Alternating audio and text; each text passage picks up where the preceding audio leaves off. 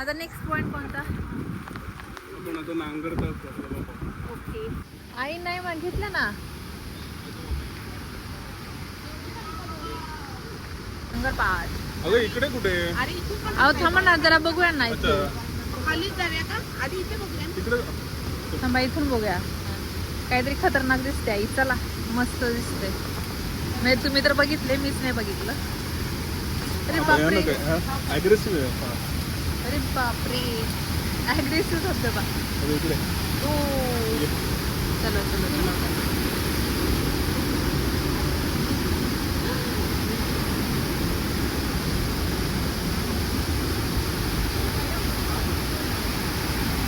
Wow किती मस्त आहे.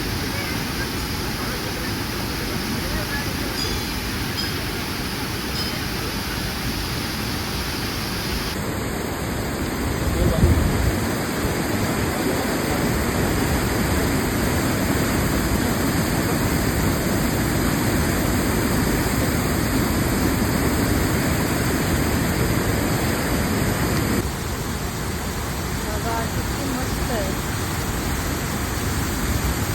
मस्त food आहे. अरे बघते दुसरीकडून बघते.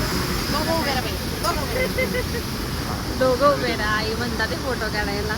चला काढा. मी अशी जाते.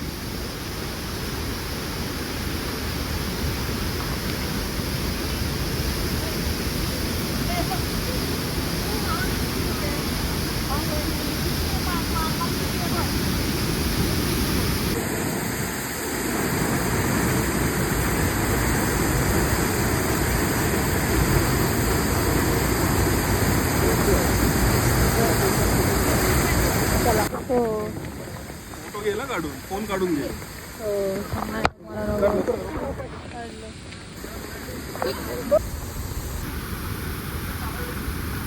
हे बघा गाईस, काय सीन आहे. सॉरी काय सीन आहे. Let's see. भीमराज. ना ना ना ना ना ना. वाव.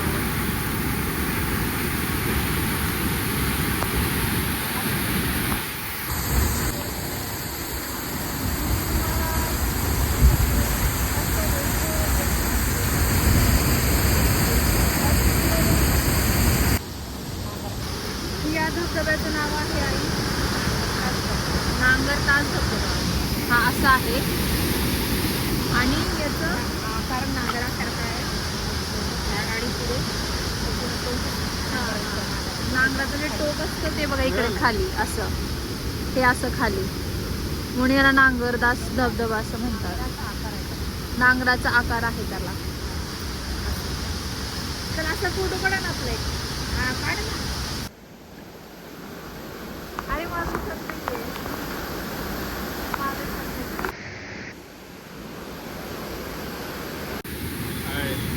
हां. सो मी हे सांगत होतो की हे जिओलॉजिकली हा जो धबधबा आहे हा फार नवीन धबधबा आहे. त्याचं एज जर का पाहिलं आणि ते खरं ओळखतात कसं बेसिकली कशा पद्धतीने ती व्हॅली तयार झाली आणि त्याचं जे वॉटर जे जातं आहे ते किती व्हॅली वाईड तयार करतं.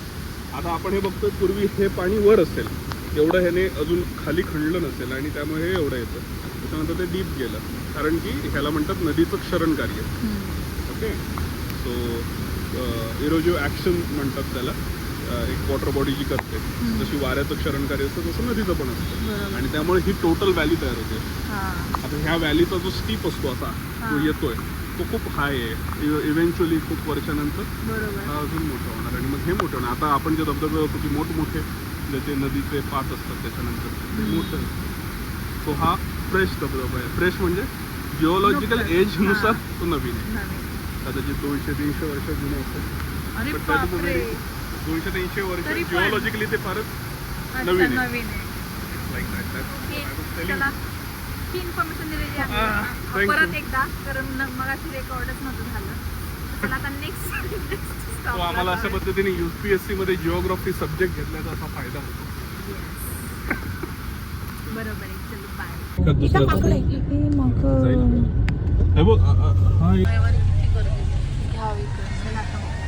अरे बापरे, बापरे किती गर्दी आहे. वाव, खूपच गर्दी.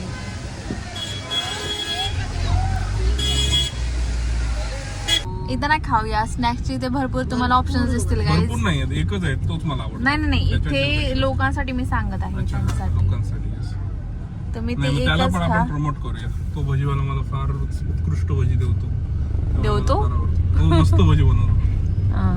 छान आहे, भरपूर असे ऑप्शन्स आहेत, पण खूप गर्दी आहे, प्रचंड गर्दी आहे. तिथे जाऊ मला तर नाही वाटत आहे आपण है ना वरती आपल्याला एवढं जात आहे.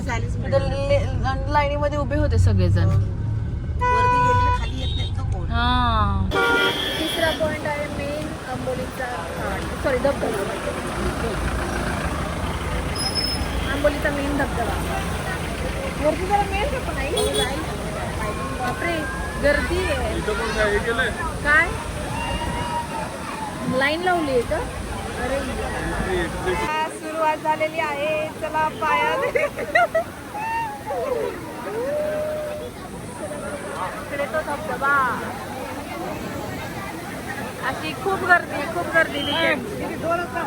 खूप जास्त आई चप्पल चप्पल तुम्ही पकडा. हळू हळू हळू आहे. त्याला पकडूया. अरे कुणाची तरी चप्पल घ्यायची.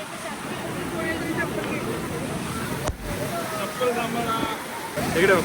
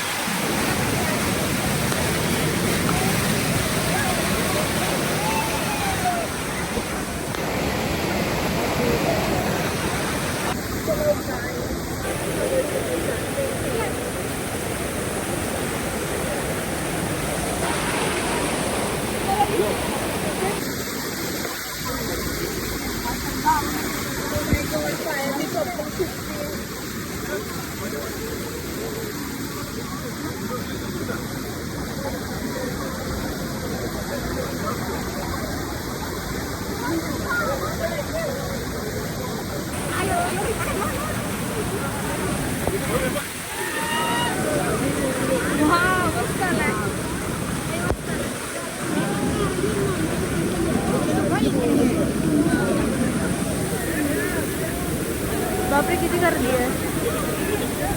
हा धबधबा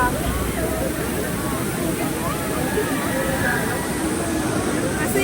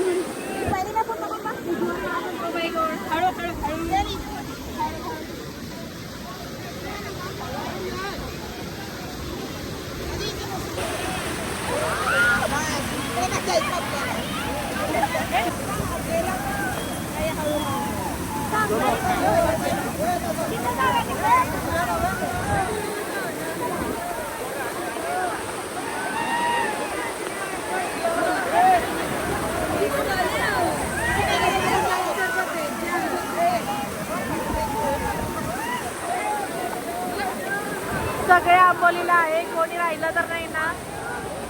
सगळे आंबोलीला आलेले आहेत.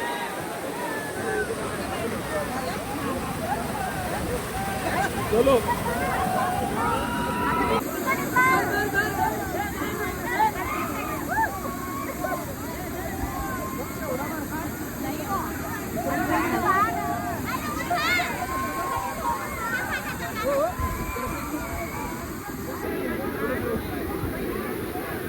हा चला चला इकडे इकडे इकडे.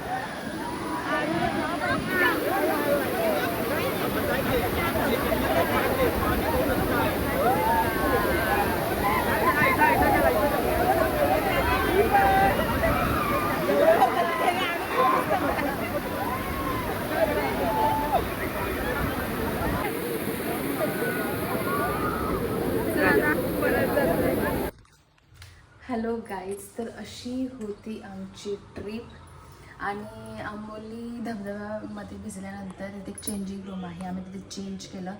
काहीतरी पर पर्सन 20 रुपीज घेतात. तर मग ते केलं आणि आम्ही निघालो. आणि हे आम्ही आंबोलीत मधले 3 स्पॉट आम्ही केले होते. कावळे साद, नंतर नांगर तास आणि तिसरं म्हणजे आंबोलीचा धबधबा.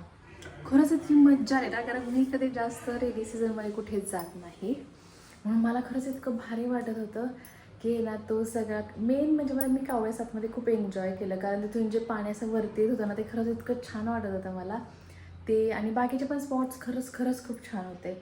म्हणून मग आहे ना, तुम्हाला पण जर समजा कधी कोकणामध्ये यायचं असेल पावसाळ्यामध्ये तर या, पण व्यवस्थित या, सुरक्षित या आणि सुरक्षित जा. आणि जास्त कसं आपण खूप तेव्हा खुश असतो किंवा त्या नादामध्ये आपल्याला कळत नाही. आपण कधी कधी त्या भारामध्ये खूप एक्स्ट्रा स्टंट वगैरे काही करायला जातो. तर तसं अजिबात काही करू नका. जा छान, तेवढंच छान एन्जॉय करून परत या व्यवस्थित. तर मग हेच असा होता माझा आउटिंगचा हा ब्लॉग. तुम्हाला कसा वाटला नक्कीच मला कमेंटमध्ये सांगा. आणि माझ्या क्लासी विथ केयॉस या चॅनलला प्लीज सबस्क्राईब करा, लाईक करा, शेअर करा, कमेंट करा. भेटूया पुढच्या ब्लॉगमध्ये. बाय.